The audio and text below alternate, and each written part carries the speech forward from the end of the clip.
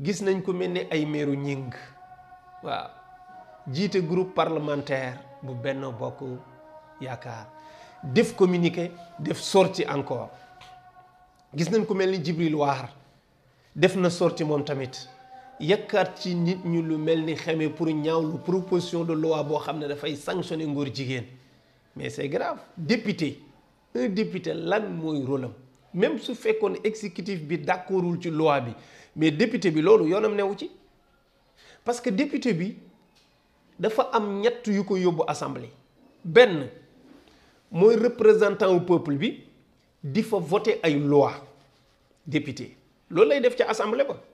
bu ñu indee loi yi mu xool ko càmbar ko voter ko benn contrôler l'action du gouvernement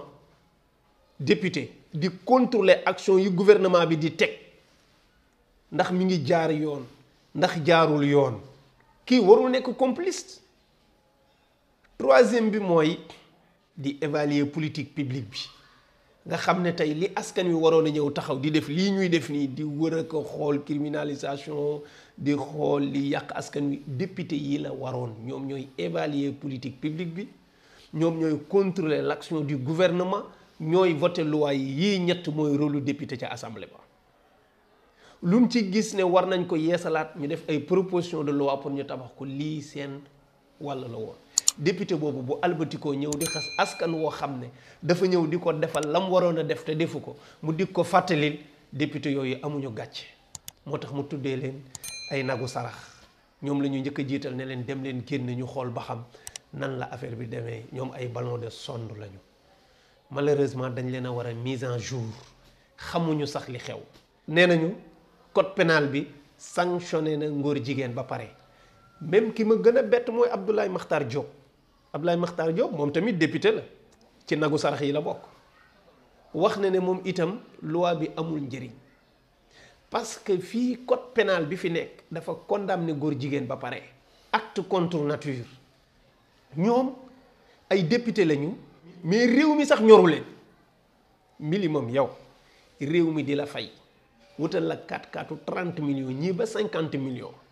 jox la indemnité de logement jox la crédit jox la carburant resal la lu bare ci sa dund nga war a toog rek di saytu xamatoo sax yow loi yi tënk réew mi fan la toll. Un député bu toll ni Abdoulaye Makhtar Diop bu toll ni Djibril War ñu toog di wax ne article 319 sanctionné na ngóor jigéen fii ci réew mi ñaar rekk a mën a nekk benn dañ leen a war a mise en jour parce que xëy na dañu topp milliards yi ba xamatuñu sax li xew xamatuñu ni dëkk bi di doxee wa illaa xam nañu ko dañu naafeq article 319 alinéa 3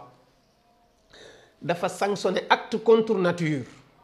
léegi ñoom ñi ngi ci acte contre nature boobu nee nañu mooy góor jigéen mais c'est grave mais acte contre nature góor jigéen bokk ci moo tax loi bi ñu war ko mise en jour gis nga 1966 la ñu voté woon loi bi article 319 1966 la ñu ko voté woon boobu homosexualité ci acte contre nature la bokk ndax dañu waxoon ni lii du ak nite góor guy sëy ak góor loolu acte contre nature la feebar la nit ku koy def du nit ku nite ndax lu nitoo di ku lay def ñu classé ngóor jigéen ci acte contre nature mais kon loi 319 boobu dafa condamné ngóor jigéen àddina di dox ñu ñëw ba 17 mai 1990 OMS retiré homosexualité ci feebar yi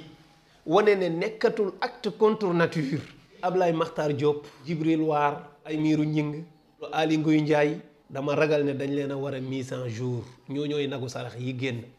te xamuñu sax ni vitesse bi àddina bi daw jéggi na fa ñu nekk ñoom ñi ngi 1966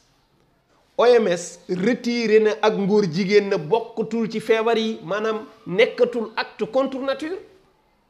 kon léegi loi wu loi wu 319 mënatul condamner góor jigéen parce que léegi rocc nañ ko ci acte contre nature yi depuis 1990. looloo tax nga gis juge yi fi nekk mënuñu sanctionner benn góor jigéen parce que article 319 acte contre nature la visé te nekk homosexuel nekkatul acte contre nature. moo tax ñu jàpp fi ay góor jigéen fii ci Mbaaw mais bi ñu ñëwee juge bi bàyyi leen ñu dem ñu jàppaat ay góor jigéen fële ca Kaolack jouru gàmm juge bi bàyyi leen ñu dem ñu jàppaat ay góor jigéen fii ci grande mosquée 2020 bii nu génn 2021 bii nu génn juge bi bàyyiwaat leen ñu dem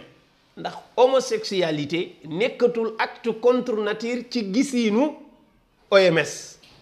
ci gisiinu Nations Unies acte contre nature génne nañ ci ngóor jigéen mu am lu gën a garaaw loolu te toujours Cheikh Babacar Mbuub di ko fàttali bi ñu newee ba 2011 ñu ne waaw comme léegi homosexuels yi rocci nañ leen ci acte contre nature léegi nekkatul acte contre nature choix la ku mu neex nga nekk góor jigéen mais dañoo war a ami droit kon parce que nit ñi dañ leen a boddi nit ñi dañ leen a xamal ne yéen bokku leen ci société bi parce que li ngeen di jëfandikoo dafa nitoo diku maanaam du lu nite mais comme léegi boole nañ leen ci nit ñi nag léegi homosexuel du acte contre nature léegi nañu leen utal ay droit loolu mooy nouveau droit yi ngay dégg les droits nouveaux depuis 2011 le 15 juin 2011 la ñu ko voté ñu def benn résolution ca Nations Unies ñu accordé léegi nag ay droits nouveaux yoo xam ne homosexuels yi dañ leen koy utal ñu ami sañ-sañ yi ñépp am lii am na depuis 15 juin 2011 moo tax am na artistes yoo xam ne del seetlu lii ma lay wax bu moyee fin d'année bii mois de juin rek la ñuy tëggiwaat gis nga mois de juin mois de juillet bàyyi leen ko xel mooy période gay pride waaw gay pride mooy gàmmu góor jigéen ñi heure boobu dee leen seetlu artistes yi ci la seen soirée yi di ñëw ci la leen di góor jigéen yi di financer parce que ci lañ leen utal ay nouveau droit ma fàttali ne nouveau droit yooyu looloo waral 2016 bi ñu defee référendum fii ci Sénégal ñu dugal ci les nouveaux droits ñi xamoon li xew ñépp ci àddina bi ne attention les droits nouveaux yi ñu gisoon depuis 2011 ca Nations Unies ñu nangul ko góor jigéen ñi ñu ñëw 2016 Sénégal def référendum dugal les nouveaux droits attention est-ce que lii du affaire góor jigéen fekk moom la loo ci gis bi élection yi passé remaniement bi mu amee ñu tëgg gouvernement bu bees créer ministère genre rocci sexe dugal genre ma ne benn xam nañu ko dañu saay-saay wa illaa xamuñu ko dañu war a dem ñu mise en jour leen ñu xam seen bopp sauver leen seen bopp qu anfusakum wa ahlikum naaran xettali leen seen bopp ak seeni njaboot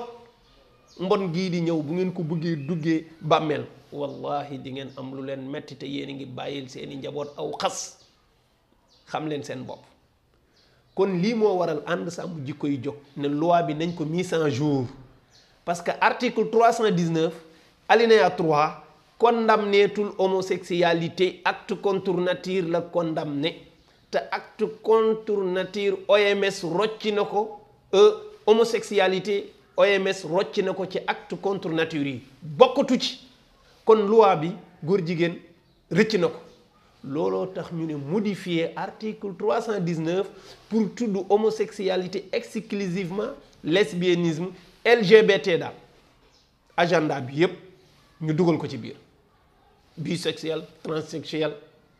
nécrophilie zoophilie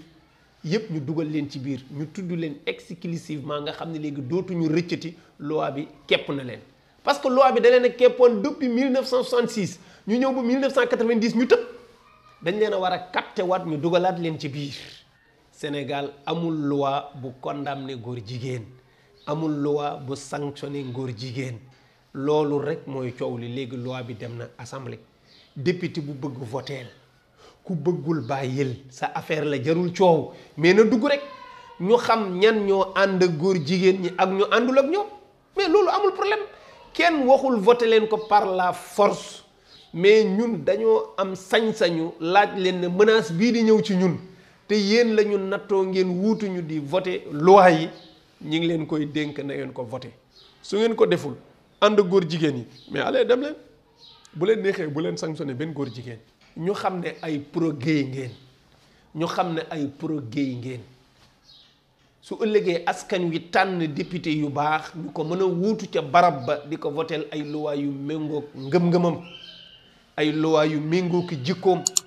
ay loi yu méngoog culture am. incha allahu taala loolu jàngat boobu dong lañ ci doon def.